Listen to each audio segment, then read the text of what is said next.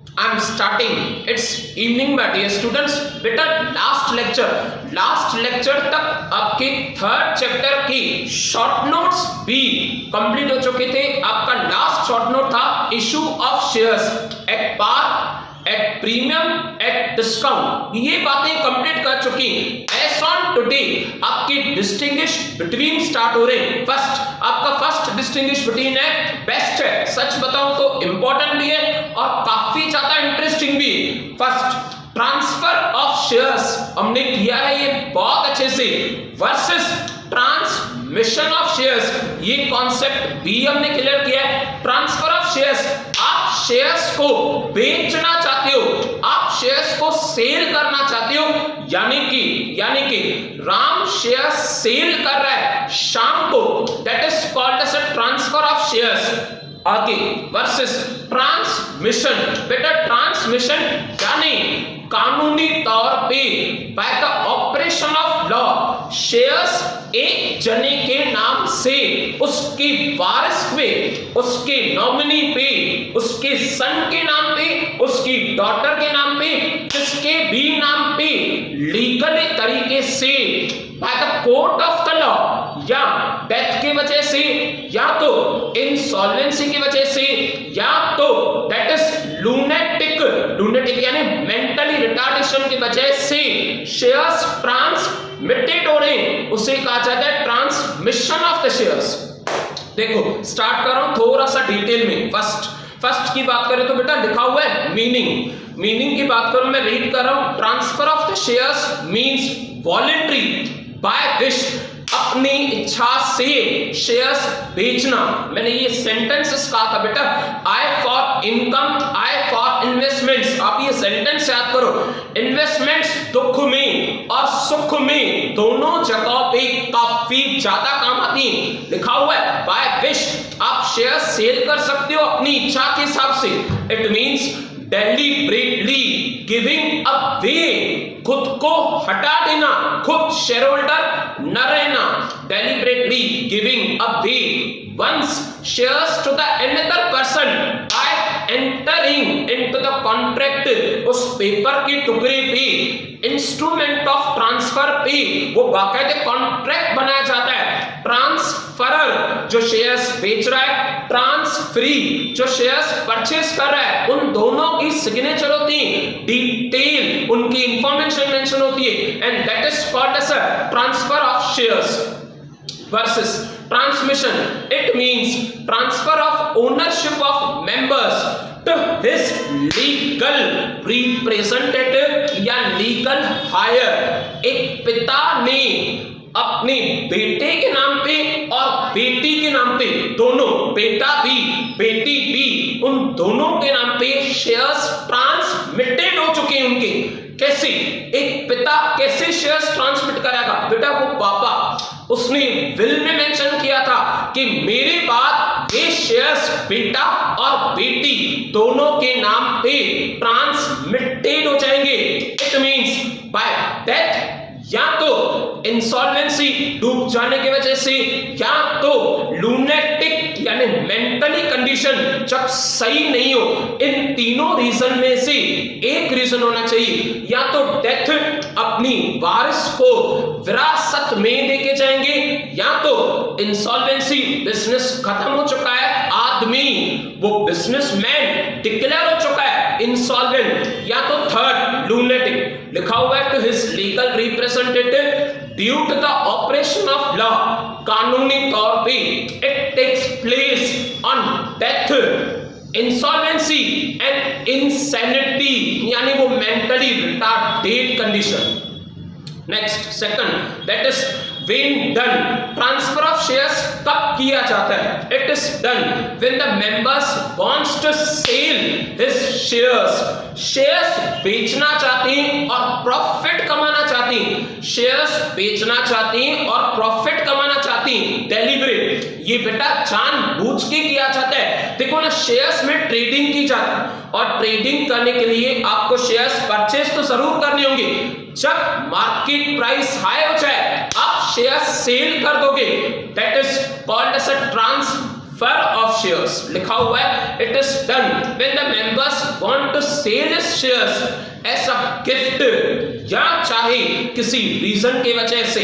आगे कब ट्रांसमिशन कब किया जाता है, बहुत अच्छे से DIL, 3 सिचुएशंस है जब शेयर्स को ट्रांसमिशन किया जाता है। First, it is done when the member dies, जब किसी की मौत हो चुकी हो, और इट बिकम्स इंसॉल्वेंट, वो डूब चुका, और that is the lunatic, lunatic यानी मेंटली रिटार्डेड डिक्लेयर किया जा चुका, उस पर्सन को समझ नहीं हो, खुद का नाम याद नहीं हो, वो बातों को समझ ना सके, तो उसके शेयर्स उसकी औलाद के नाम पे, उसके शेयर्स उसकी विरासत के वारिस के नाम पे ट्रांसमिटेड किए जाते हैं।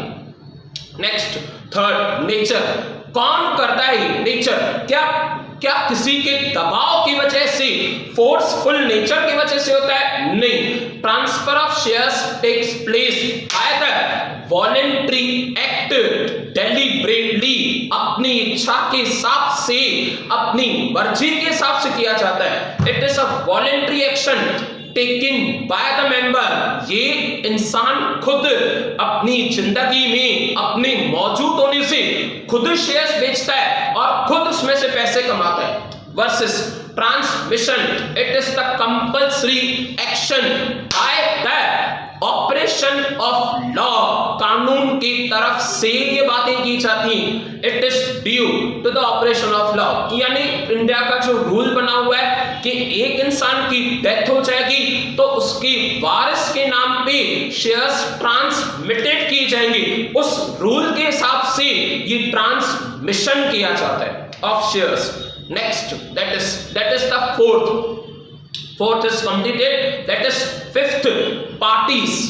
कौन इन्वॉल्वमेंट होता है? बेटा शेयर्स सेल करो, आप कार सेल करो, आप घर सेल करो, आप टू व्हीलर सेल करो, the word sale it means two parties, यानी दो पार्टीज होती है, एक शेयर्स बेचने वाला दैट इज ट्रांसफरर, और एक शेयर्स परचेज करने वाला दैट इज ट्रांसफरी।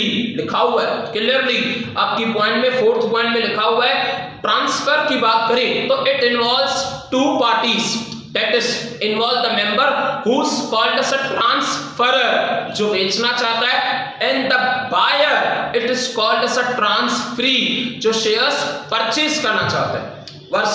वर्सेस अगर ट्रांसमिशन की बात की जाए तो एक सिर्फ और सिर्फ एक party that is legal higher या लीगल रिप्रेजेंटेटिव, उसे वारिस कहा जाता है, या आप उसे इजी वर्ड्स में नॉमिनी कह सकती हो। देखो, there is only one party that is the nominee of the members in case of death, in case of insolvency, in case of lunatic, mentally retarded person जब हो जाए।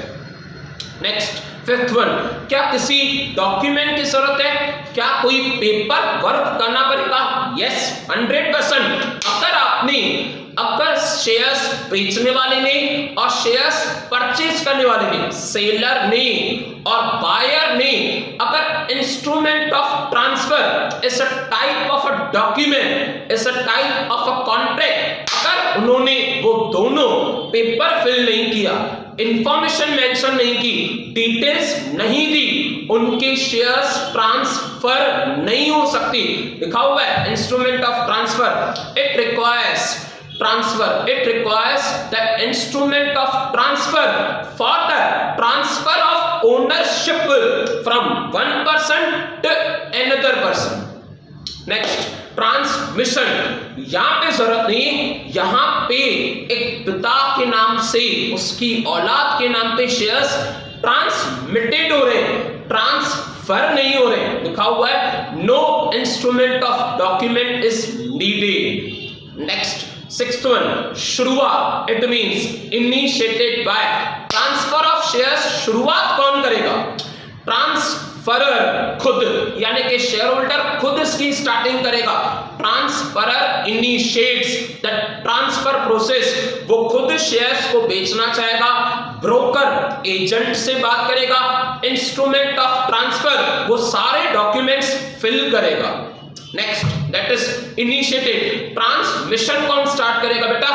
लीगल, वो वारिस, उस पिता का वारिस, लीगल रिप्रेजेंटेटिव, और the official receiver initiatives the procedure of transmission. उसके घर वाले या तो एक्चुअली जो उसके साथ हो, चाहे वो वाइफ हो, चाहे वो सन हो, या चाहे वो डॉटर हो, लिखा हुआ है official receiver. Next 7th consideration. बेटा कंसिडरेशन की बात करें ना तो कंसिडरेशन को कहा जाता है इन अगेंस्ट। क्या कुछ अगेंस्ट में लेन और देन होती है? यस, लिखा हुआ है transfer of shares is done offer to receive some consideration. 25,000 रुपए के शेयर्स टाटा टी, 25,000 के शेयर्स अगर आज मैं सेल कर रहा हूं, एग्जाम्पल मेरे नाम पे शेयर्स है, तो बेटा 25,000 के शेयर्स मैं फ्री में सेल नहीं कर रहा हूं, उसके अगेंस्ट में मुझे 25,000 रुपीज मिलेंगे and that is called as a consideration. आप कुछ दे रहे हो, आप कुछ ले रहे हो, जिसकी पैसों में वैल्यू होती है उसे कंसिडरेशन कहा जाता है। नेक्स्ट की बात करें 7th पॉइंट मेंशन किया हुआ है नो कंसिडरेशन, कुछ भी नहीं। विल में मेंशन है द वर्ड विल, मर्जी। जो फादर, बेटा जो फादर अपने नाम पे विल बना के गया है, अपने बेटे के नाम पे, अपनी बेटी के नाम पे, मेरे बाद ये शेयर्स इन दोनों के नाम पे ट्रांसमिटेड करना, तो पैसे किस बात की? लेन और देन का रिश्ता किस बात से?